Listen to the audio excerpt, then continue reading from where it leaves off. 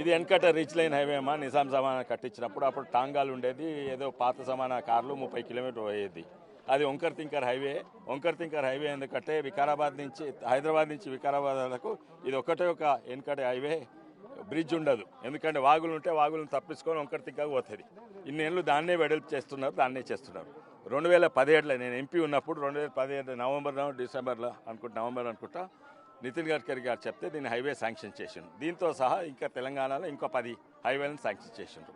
అప్పుడు టీఆర్ఎస్ ప్రభుత్వం ఉండే. దాని తర్వాత నేను ఎంపీ లేకుంటేనే ఓడిపోయినాను. తర్వాత టీఆర్ఎస్ ప్రభుత్వము వాళ్ళు నిధులు కేంద్రం శాంక్షన్ చేసిన, హైవే శాంక్షన్ చేసిన, ల్యాండ్ అక్విజిషన్ మాత్రము లోకల్ రాష్ట్ర ప్రభుత్వం పాత్ర. టీఆర్ఎస్ ప్రభుత్వం అంతటా చేసింది, ఇక్కడ చేయలేదు.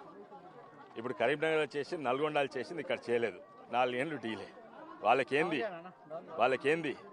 వాళ్ళకు రంగారెడ్డి జిల్లా చూస్తే వాళ్ళకి ఇక్కడ రియల్ ఎస్టేట్ కనబడుతుంది, కానీ రంగారెడ్డి జిల్లా ప్రజలు కనబడదు. ఇప్పుడు వాళ్ళ రియల్ ఎస్టేట్ ప్రాజెక్ట్స్ కూడా అక్కడనే ఉన్నాయి. నేను బీఆర్ఎస్ నుండి తీసుకొచ్చిన.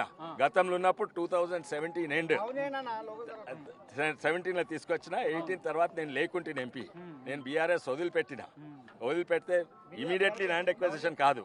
ల్యాండ్ ఎక్విజిషన్ సమయంలో 5 ఏళ్ళు వాళ్ళు అక్విజిషన్ మొదలు పెట్టలేదు. తర్వాత లాస్ట్కు మొదలు పెడితే మళ్ళీ మీ నుంచి ఎవరో ఎన్జిటి వాళ్ళు ఆ ల్యాండ్ ఎక్విజిషన్ ఎట్లా వంకర్ తింకర్ వాళ్ళ రియల్ ఎస్టేట్లో పోయేటట్టు అక్విజిషన్ చేసాం. చక్కగా చేయలేదు. ఉన్నారు, మీరు ఆ పాత ఎంపీని అడగండి. అవునా, ఈ రోజు ఎక్కువైతున్నాయి, ఎందుకంటే వెనకట లేకుండా ఇంతమంది. అవును, అందుకే హైవే నేనే తీసుకొచ్చినాక దాని తర్వాత నేను ఎంపీ లేకుంటుని. టీఆర్ఎస్ ప్రభుత్వం ఉండే, వారి నిర్లక్ష్యం వల్ల అక్విజిషన్ చేయలేదు, దానివల్ల డిలే అయింది. కరీంనగర్లో అయినా ఏంది, ఇది ఒకటే కాదు, 10-11 హైవే శాంక్షన్ చేసి ఇది ఒక్కటే చేయలేదు. ఎందుకు? కరీంనగర్లో అయినా, నల్గొండలో అయినా అంతటైనాయి, ఇక్కడ ఎందుకు కాలేదు? అక్విజిషన్ బాధ్యత ఎవరిది? పాత్ర ఎవరిది? రాష్ట్ర ప్రభుత్వం ఎవరుండే? టీఆర్ఎస్. ఇప్పుడు పేరు మార్చుకున్నారు బీఆర్ఎస్ అని. వాళ్ళు అక్వైర్ చేయలేదు. లాస్ట్కు మొన్న అక్వైర్ చేస్తాం.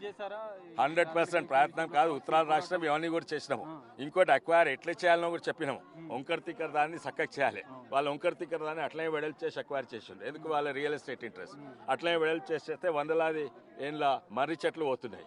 దాని మీద ఎవరో యాక్టివిస్టులు వచ్చి మా లోకల్ కాదు, ఎక్కడి నుంచో, తమిళనాడు నుంచో ఎక్కడి నుంచో మీ మర్రి చెట్లు పోతున్నాయి, పర్యావరణం నష్టమవుతుంది, వాళ్ళకు మర్రి చెట్ల మీద ఫికర్ ఉంది కానీ మన ప్రజల మీద కాదు. ఆ మర్రి చెట్లు కావాల్సిన ట్రాన్స్ప్లాంట్ చేస్తారు. ఇటువంటి సందర్భం ఎంతో సంజాయించినాం. అయినా కూడా ఇప్పుడు కేసు విత్డ్రా అయింది, ఇప్పుడు మొదలైంది. అయినా కూడా మేము మర్రి చెట్లున్న వేరే దగ్గర ఎక్కడైతే ఇప్పుడు చేవెళ్ళ చుట్టూ బైపాస్ ఉంది, అది ఆల్రెడీ మొదలైంది. చూడండి, అజీజ్ నగర్ ఇక్కడ బైపాస్లు అన్నీ మొదలైనాయి. ఎక్కడెక్కడ మర్రి చెట్ల ప్రాబ్లం లేదో ఆల్రెడీ ఇప్పుడు ఆ ప్రాబ్లం కూడా అయింది.